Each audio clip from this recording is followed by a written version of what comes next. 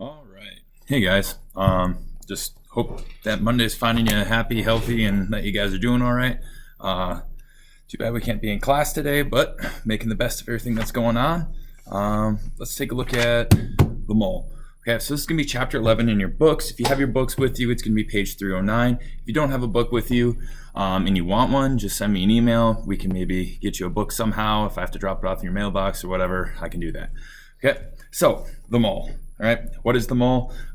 This assignment I'm giving you today basically has 4 parts. Okay, the first one is define what a mole is, and I'm not talking about the little creature with like all the little things sticking out of its face. Those are actually sensory equipment, which is kind of cool. It's kind of similar to a hammerhead shark, where it actually senses electrical impulses and hunts down worms, but not that kind of mole. We're talking about a unit conversion, basically.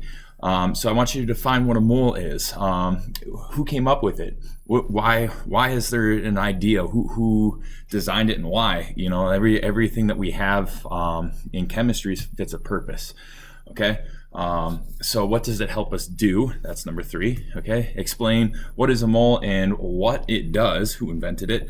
And then finally, I want you to give me a explanation in the form of a problem. So I want you to write out a problem using a mole as a unit conversion. You can just go ahead on Google or whatever, type it up and look at an example problem. Okay. And as you're looking at an example problem, let's say it's somewhere on Chegg or whatever, and you're reading through it and you're trying to understand what exactly a mole is, I want you to explain it to me. So I want you to lay out a problem. You can write it down on a sheet of paper. You know, you can put it in Google, and you can type it in a docs. All you have to do is make a formula, put 1 line through everything, do your unit conversions, space it out, make it look pretty, and then explain it to me. So you might have to get a little bit inventive on how you do that. You might have to use draw. You might actually have to write it down on a sheet of paper and attach a JPEG file or something like that. You could also make a video similar to what I'm doing right now and just send me a link, and I would totally dig that. That'd be super cool.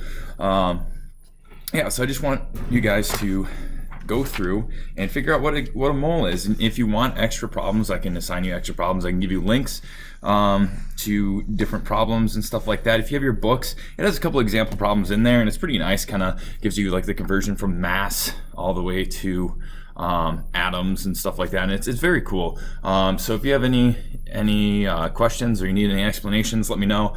I'll be in my office from 8 till 4 almost every day. If I'm not here at 8, I'm probably running around on the track, so I'll try to get in here before noon every day. But if you need something, you can always give me a call at 906-396-8086.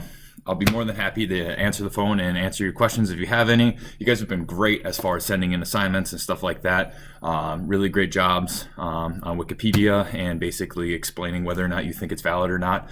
Defending your own opinions is a very useful tool, especially in the realm of science. Yeah, if you're going to defend your opinions, you need to have facts to back it up. So I asked you guys to kind of do something like that. I was like, do you guys think that Wikipedia is a good source of information? Some of you said yes, some of you said no. If you said yes, gave me reasons why. One, it looked like a legitimate source, whatever that you found. The definitions matched the definition of what you had learned, and you could compare it and contrast it to valid sources of information or what you deemed valid sources of information. If you said it wasn't, a lot of people were like, other people can edit this. Yes, that is a downfall of Wikipedia. For the most part, I have found it to be relatively good for getting information on definitions and related topics. So you can read it, get a broad overview, pretty decent. But if you said it wasn't trustworthy, you gave me some very good reasons. One, anybody can edit it. So people can type in things in there that aren't necessarily true, or that maybe are more opinion-based than are actually laid in fact. It really depends on what topic you're researching. Is Wikipedia a good source to cite? I would say no. I'd never cite Wikipedia ever in a paper. Ever. But if I was going to cite something that I learned on Wikipedia, I would go through the sources, find a legitimate source that corresponds to that information. Like, let's say that tiger stripes were caused by variations of melatonin in their skin. Let's say that was my fact. Okay, I would go to something like Wikipedia, read about it, and be like, oh yeah, that thing, and then go down, find a source that is legitimate. So like Britannica.com or something like that. Or for you guys, a lot of you chose IUPAC. UPAC, yeah, as being a legitimate source, which it is. It's some very intensive reading if you go about that route, but it is a very highly esteemed chemistry website. So anything you get on there is going to be facts, and they constantly update it. So that was a really great source that I saw coming from you guys. Again, any questions, concerns, shoot me an email.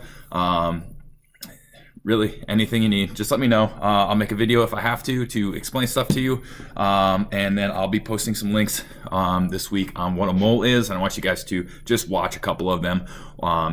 Pick out somebody that you enjoy learning from. Maybe reach out, try going to different ones that I'm going to post it, and see if you like learning from somebody new. I recently got a couple different people that I can post other than Hank Green, who is my personal favorite, but I want you to find a personal favorite. I want you guys to reach out and explore and find a way to teach yourselves all the information that you need, because that is a hugely valuable tool for your future. Whether you're in college, whether you're in high school, whatever's going on, being able to autodidact, self-teach is a very useful tool. So I want you guys to try to work on that while you're stuck at home. Maybe instead of watching Netflix, maybe you can just go ahead and go down the rabbit hole of YouTube and learn a bunch of stuff, even if it's conspiracy theories or anything like that. Like, learning is learning, and it's a brain exercise, and the more you exercise your brain, the stronger it's going to get. So hope you guys have a great week. If you have any questions on this assignment, please feel free to email me. I'll be here all day. If you need a book, shoot me an email. I'll try to get it to you. Yeah, so talk to you guys later. Peace out.